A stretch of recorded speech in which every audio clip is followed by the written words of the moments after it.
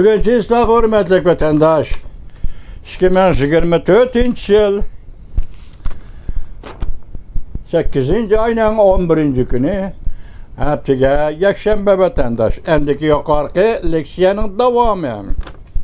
Qisqacha qilib aytganda, bir odam gap qilsa hesab, ya'ni partiya ichida, partiya sirtida deydigan odatga qarshi turish. Bu so'zlarning hammasi, yuqorqi so'zlarning hammasi Xi Jinpingga qarshi qilinayotgan so'zlar. Ozodlik armiya gazetida Xi Jinpingga qarshi qilinayotgan gaplar vatandosh. İlmiy siyosat belgilash ching turish. Zada qandaq ching turish deganlik bu. Maqolada mundaq ko'rsatildi. Tajribalarga tayanib siyosat belgilamaslik. Birinchi. Beşiga birni urupla siyosat belgilamaslik. Qaramlik bilan siyosat belgilamaslik. So'rab baqayli. Zodi kim tajribasiga tayanib siyosat belgiladi? Obzorchi Jo'shaxoy retorik so'roq qo'yib Zodi kim qapasiga birni urupla siyosat belgiladi? Zodi kim qaramlik bilan siyosat belgiladi? Bugungi jungoda, bugungi jungdan hayda zodi kim qarisiga siyosat belgiladi, qaramlik bilan siyosat belgiladi. Bu retorik so'roqlar ko'rsatmaliki, intayi aniq bo'lgan retorik so'roqlik jumlalar.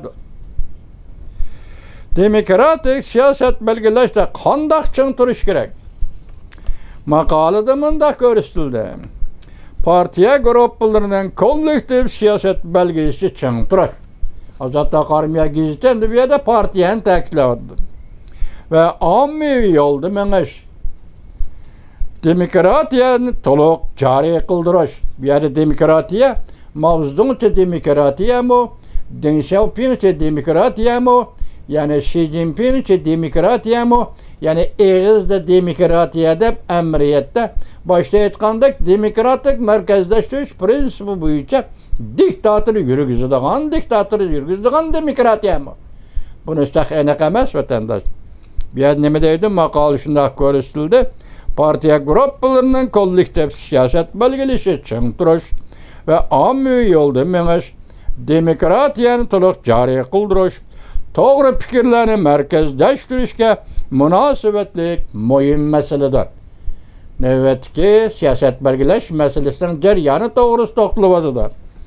Ma'muriy siyosat belgilash yig'inini partiyaning yig'ini o'rniga qo'ymaslik, maxsus hujjat tasdiqlash shaklini partiya komitetining kollektiv tadqiqot o'rniga qo'ymaslik, kollektiv tadqiq qilish o'rniga qo'ymaslik, shaxsining o'zamchiligi bo'yicha alohida ishlarni alohida bir taraf qilmaslik.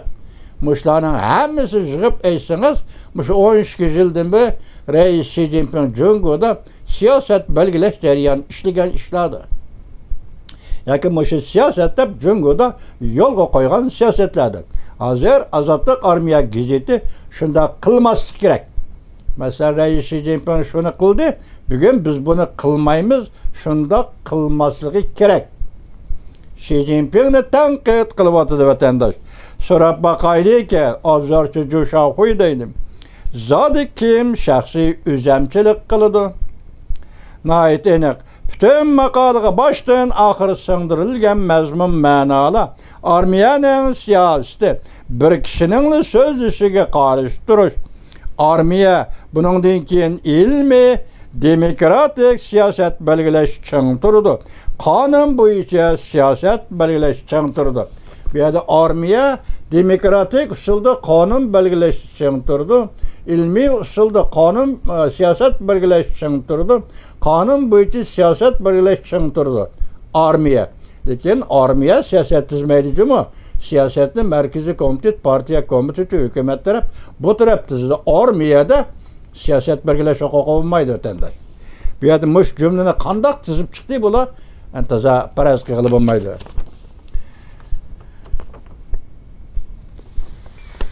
Endi bundan keyin ikkinchi bir mavzuga diqqat qiling. BDX yig'ini jiddiy ochildi. Bu to'g'rida yangi fikr o'ttirg'i chiqdi. Mavzuli xabar 8-oyning 10-kuni Vanvit orbitida e'lon qilindi. Xabar mundaq boshlandi. 8-oyning 9-kuni partiya matbuoti Remerbo mutaxassislarning biri yig'indi dam olish xotirasi. Mutaxassislarning BDX yig'inida dam olish xotirasi. Mavzuli xabar e'lon qildi. Amaliyotda mutaxassislarning dam olish vaqtining oxirlashganligini e'lon qildi. Lekin Jungoning yuqori qatlam rahbarlari yanada yoshiron yig'in echivatdi. Har qaysi cho'ng matbuotlarning xabarida yuqori qatlamning oshkora faoliyat qilganligi to'g'risida hech qanday xabar berilmadi.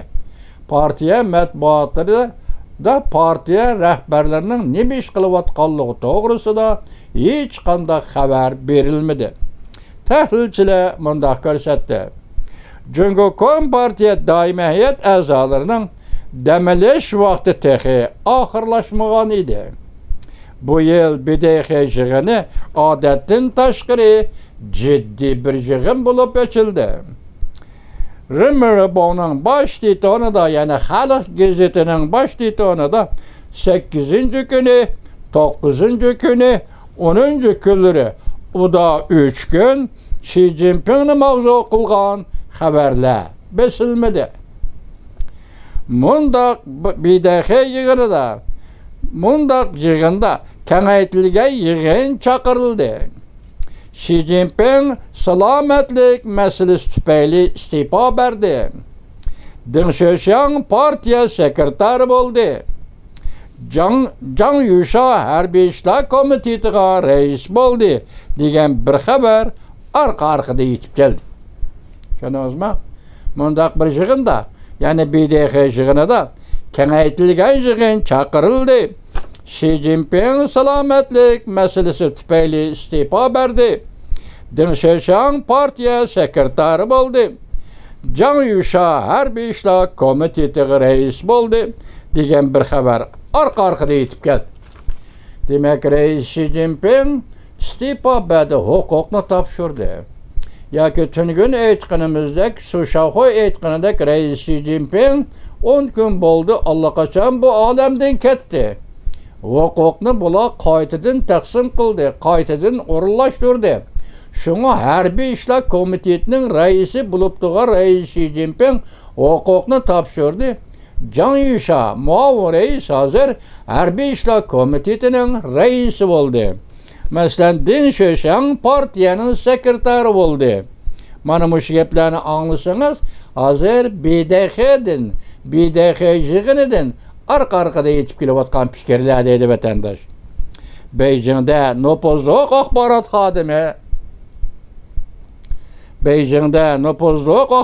xodimi Gao Yu 8-oyning 10-kuni X-Store'da maqola e'lon qilib, munda ko'rsatdi.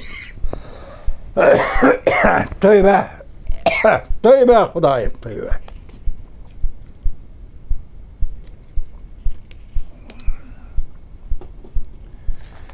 X-Store'da maqola e'lon qilib, munda ko'rsatdi.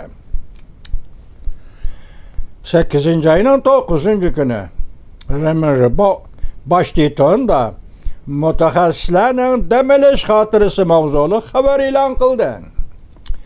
Partiya matbuotlarining BDX yig'inda echilayotgan yig'in to'g'risida xabar berishi shuning bilan tamomlandi. BDXdagi yig'in to'g'risida partiya matbuotlari ikkinchi xabar bermaydi. Faqat mutaxassislar bilan bo'lgan suhbat jarayonini berdi. BDX to'g'risida partiya matbuotlari ikkinchi qatam xabar bermaydi, oxirlashdi.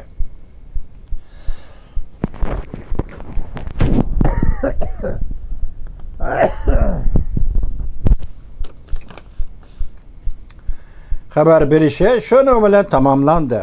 Lekin bugun Remerbo Xalq gazeti, Jungoning organ gazeti, partiyaning organ gazeti, aniqdan agentlik Xinhua agentligida 7 nafar doimiy komitet a'zolari to'g'risida hech qanday xabar berilmadi. Demek bu hol daimi heyet azaları yığının tehe ahırlaşmağallığını görüşüpedi. Kısqaça aytqanda, tehe ahırlaşmağallığını görüşüpedi. Endi bu ikinci qatımlıq, leksiyanın ikinci xil davamında siz diqqat qılğan mesele Xi Jinping meselesi ve partiya mətbuatlarının inkası. Partiya mətbuatları hazır Xi Jinping'e qandaq muamele qılıbatıdır. İkincisi, Meli Remirobov, Meli Cefanjunbov, Azadlık Armiya Giziti ve Xalq Gizitleri de hazır. BDX'deki partiya grupisi, yaki partiya rəhbərliginin nemi jığın eçivat qallığı doğrusu xəbər bəmi.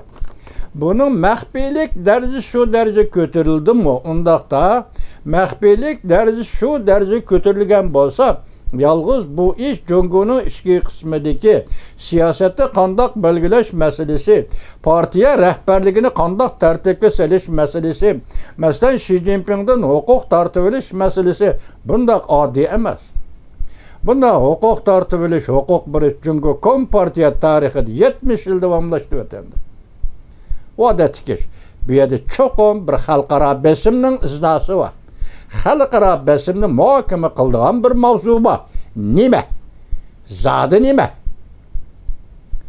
Bu eçiqdilib o'tirg'i chiqmadi, yoki matbuot e'lon qilmadi. Shunga BDX yig'indi partiya guruhi va yuqori qatlam partiya rahbarlari nima ish qilyapti? Hech qanday xabar yo'q.